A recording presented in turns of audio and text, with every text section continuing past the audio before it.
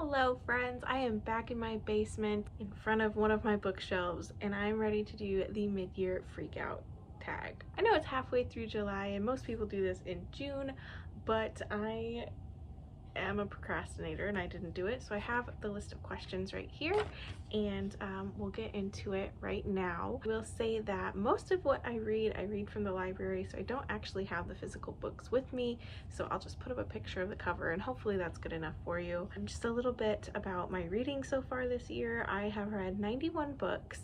My goal is 150 and I will probably hit that just fine. The last couple years I've read around 200, but I just wanted to take it easier this year. So I've read 91 books, but I've only had 2 or 3 5-star reads. I'm kind of a little bit picky when it comes to reading books. I'm very picky when it comes to handing out 5 stars, and so I know that that seems a little bit low, but I'm a picky girl. So first question is, what is the best book that you've read so far this year? And this one I do have next to me, and it will probably not be a surprise because I think this is a lot of people's favorite book this year, and it is Fourth Wing. I know I did not want to give in to the hype on this one at all. I did not want to love this, but I do. I'm a basic girly. I did really like this. I am fully obsessed. I am fully into this world. I have no regrets, honestly.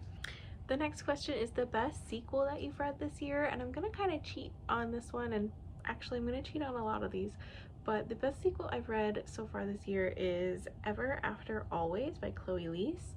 And I'm just gonna say that this whole series is just amazing. I would definitely recommend the whole series, and each sequel is very good. This is a romance series following a cast of siblings. I almost said brothers, but they're sisters too, and it is following all of them in their quest for love. Each book just has so much like representation in it. The author does a really good job of including characters with disabilities, characters with neurodivergent brains, and just like a whole bunch of really good content, but also just really good romances too, and I have loved every single book that I read in this entire series, so I would definitely say that for this question. Next question I'm also going to cheat a little bit on, and it is a new release that you have not read yet but you want to, and I'm probably going to say all of my NetGalley shelf, because I have hundreds and hundreds of NetGalley arcs that I have not read, that I should have read, but I have not read yet, and I think I need to do something about that. And if anybody has any like NetGalley or ARC or like any kind of readathon focused on that coming up, please let me know, because my ratio right now is 10% and it's not good. It's not good.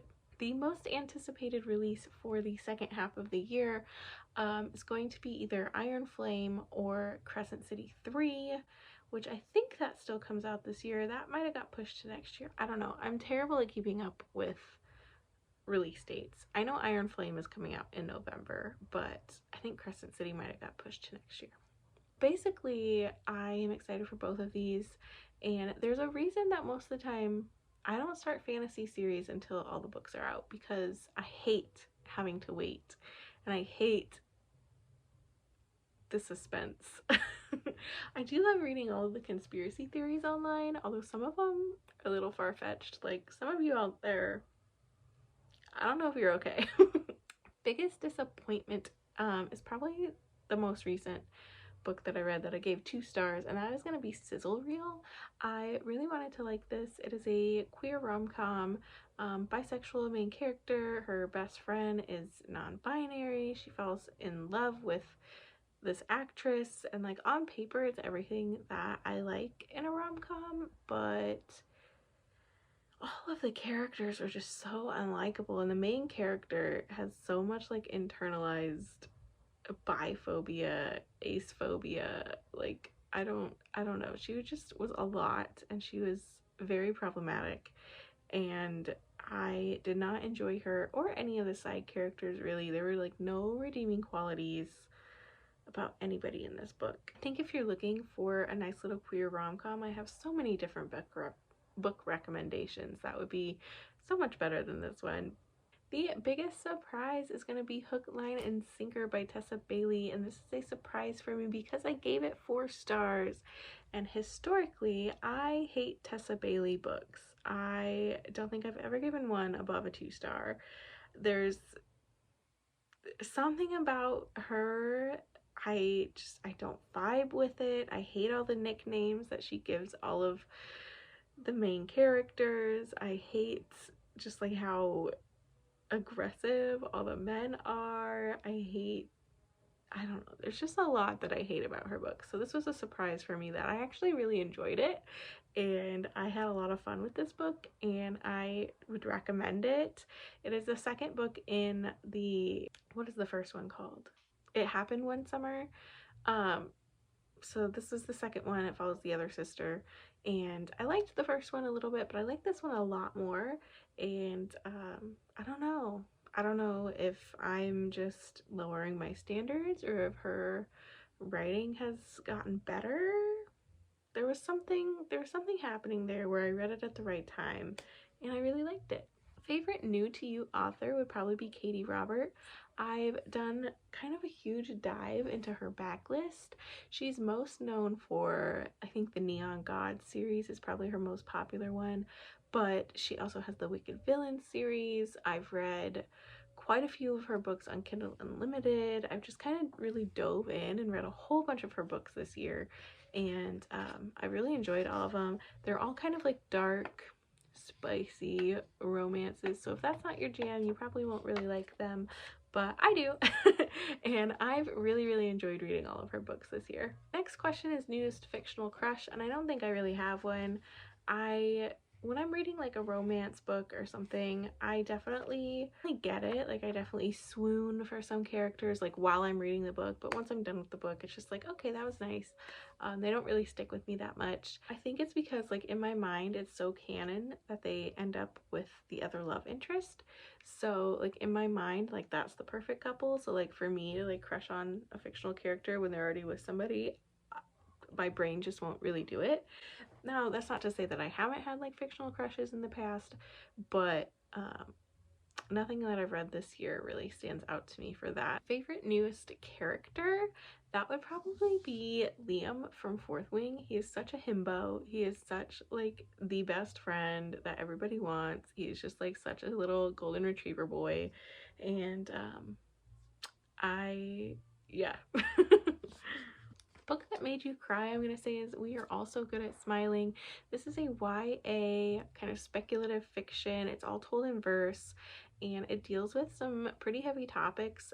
Its main theme is the main character's like depression, and I don't know, something about some of the poems towards the end and some of the, I don't know, it got to me and it made me tear up a little bit. So I would definitely recommend this one. Check out trigger warnings for it though, because it is dark, but it made me cry.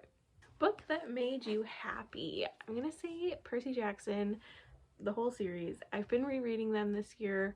The last one that I read was The Last Olympian, so that's the one that I'm showing right now. But they just make me so happy.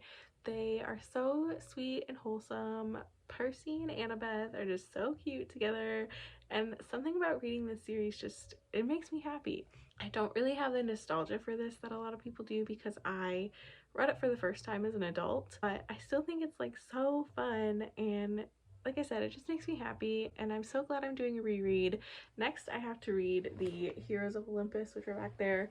I was getting ready for the new show that's coming out, but now I think I'm just going to continue to read everything in this universe. Currently, I'm reading the Kane Chronicles, which I have not really read before, but I know there's like some novellas where they meet Percy, and so I'm just like, okay, let me just read the whole Rick Riordan verse. Most beautiful book that you got this year. I'm cheating again because I don't really buy a lot of books. I read a lot of books that get sent to me for review, or I read mostly from my library, so I don't really buy a ton of books.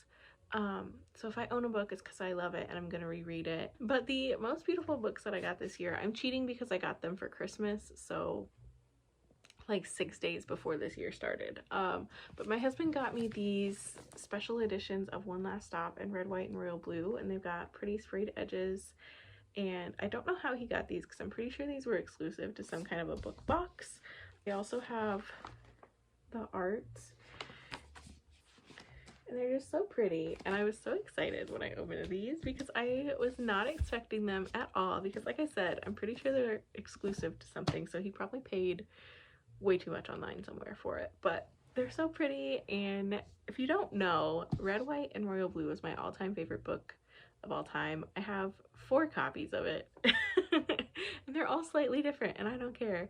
And then of course, you know, it's sister book. I really liked this one too, not as much as Red, White, and Royal Blue, but I still really liked it. So I'm so glad to have these. They're so pretty. The last question is, what book do you need to read before the end of the year? And I'm cheating on this one again too, because I don't know. I don't have any books that I have to read by the end of the year.